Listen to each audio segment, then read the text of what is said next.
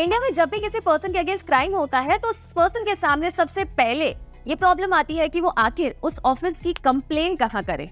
तो आज इस वीडियो में हम ये समझेंगे कि अगर आपके अगेंस्ट कोई भी क्रिमिनल ऑफेंस होता है तो आपको एफआईआर कहाँ करनी चाहिए और कंप्लेन कहाँ करनी चाहिए। इन दोनों का डिफरेंस हम लास्ट वीडियो में ऑलरेडी समझ चुके हैं।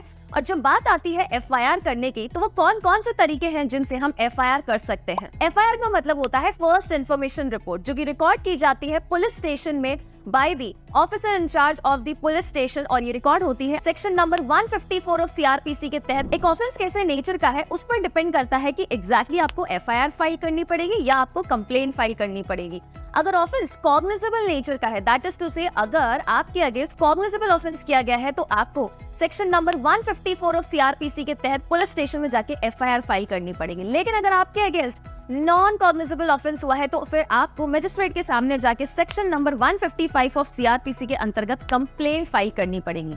लेकिन वो कौन से तरीके हैं जिनसे हम एफआईआर फाइल कर सकते हैं, आइए जानते हैं। जब भी आपके अगेंस्ट एक क्रिमिनल ऑफेंस होता है तो आपको एक पुलिस स्टेशन में जाके एफआईआर फाइल करनी होगी। और जनरल लॉ ये कहता है कि आप उसी पर्टिकुलर पुलिस स्टेशन में जाके एफआईआर फाइल करेंगे जिसके ज्यूरिसडिक्शन में ऑफेंस कमिट हुआ हो।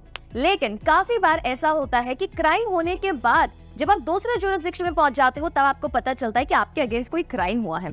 इस मामले में आप किसी भी पुलिस स्टेशन में जाके एफआईआर फाइल कर सकते हैं और वो पर्टिकुलर पुलिस स्टेशन उसे 0 एफआईआर के तौर पे रजिस्टर करेगा। और वो पुलिस स्टेशन बिना एफआईआर को नंबर दिए उस पर्टिकुलर पुलिस स्टेशन के पास उस एफआईआर को ट्रांसफर करेंगे जिसके पास एक्चुअली वो एफआईआर रिकॉर्ड करने की पावर है और इन्वेस्टिगेशन करने की पावर है। जब भी आप पुलिस स्टेशन एफआईआर रजिस्टर करवाने जाएंगे तो इस मामले में आपको अपनी सारी इन्फॉर्मेशन देनी है और क्राइम के रिगार्डिंग भी सारी इन्फॉर्मेशन रिकॉर्ड करने के बाद पुलिस ऑफिसर आपको वो सारी इन्फॉर्मेशन रीड आउट करके बताएंगे और उसकी एक पर्टिकुलर कॉपी भी आपको देने वाले हैं। अगर इस मामले में पुलिस ऑफिसर आपकी एफआईआर रजिस्टर करने से मना कर दे तो आपके पास सेकंड ऑप्शन ये बचता है कि आप एसपी साहब के पास जाके अपनी एफआईआर को फाइल करवा सकते हैं। एसपी साहब के पास आपको एक रिटन कंप्लेन देनी पड़ेगी या फिर आप अपनी शिकायत एसपी साहब के पास एक पोस्ट के जरिए भी भिजवा सकते हैं। लेकिन अगर पुलिस ऑफिसर के रिफ्यूज करने के बाद एसपी साहब भी आपकी एफआईआर को रजिस्टर करने से मना कर दे तो आपके पास बचता है तीसरा इंपॉर्टेंट अधिकार, दैट इज कि आप डायरेक्टली मजिस्ट्रेट के पास एक रिटन कंप्लेन भेज सकते हैं। इस रिटन कंप्लेन की प्राप्ति होने पर मजिस्ट्रेट डायरेक्टली पुलिस ऑफिसर को डायरेक्शन देंगे कि इस पर्टिकुलर मैटर में इन्वेस्टिगेशन करें। आपको सबसे पहले पुलिस स्टेशन जाना पड़ेगा।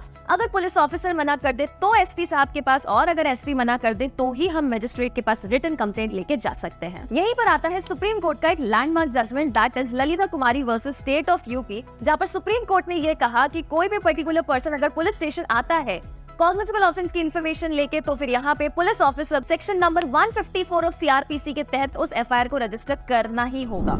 लेकिन अगर पुलिस ऑफिसर को लगता है कि यहाँ पे कोई भी कॉग्निजेबल ऑफेंस नहीं बनता है लेकिन संभावना है कि कोई ऑफेंस तो बनता है, तो इस केस में पुलिस ऑफिसर वहाँ पे इंक्वायरी कर सकते हैं। अब आता है वो तरीका जिसके तहत आप घर बैठे एफआईआर फाइल कर सकते हैं, जिसे कहते हैं ई-एफआईआर, जिसके तहत आप ऑनलाइन जो भी आपकी स्टेट पुलिस है उनकी वेबसाइट पर जाकर अपनी एफआईआर फाइल कर सकते हैं और वहां पे जनरेट हुआ टोकन नंबर अपने पास सिक्योर कर सकते हैं, जिसके तहत आप एफआईआर के आगे इन्वेस्टिगेशन का स्टेटस पता कर सकते हैं। और आखिरी तरीका होता है जन सुनवाई या जनता दरबार, जहां पर हर स्टेट में डिस्ट्रिक्ट लेवल पर एक जन सुनवाई या जनता दरबार होता है जिसमें या तो एसपी या कभी कभी चीफ मिनिस्टर भी जनता को डायरेक्टली सुनते हैं। और जहां उन्हें लगता है कि मैटर वाकई सीरियस नेचर का है तो इस केस में डायरेक्टली पुलिस ऑफिसर को डायरेक्ट किया जाता है कि उस मामले में एफआईआर फाइल की जाए। तो आई होप आपको ये सारे तरीके समझ आए हैं किस तरीके से जब भी कोई ऑफेंस आपके अगेंस्ट हो तो कैसे आप राइट वे में पुलिस को अप्रोच कर सकते हैं या मजिस्ट्रेट को अप्रोच कर सकते हैं, और वो कौन से टॉपिक हैं जो कि आप चाहते हैं कि लॉ वाला चैनल पे आपके लिए लाए जाने चाहिए। Do let me know in the comment section.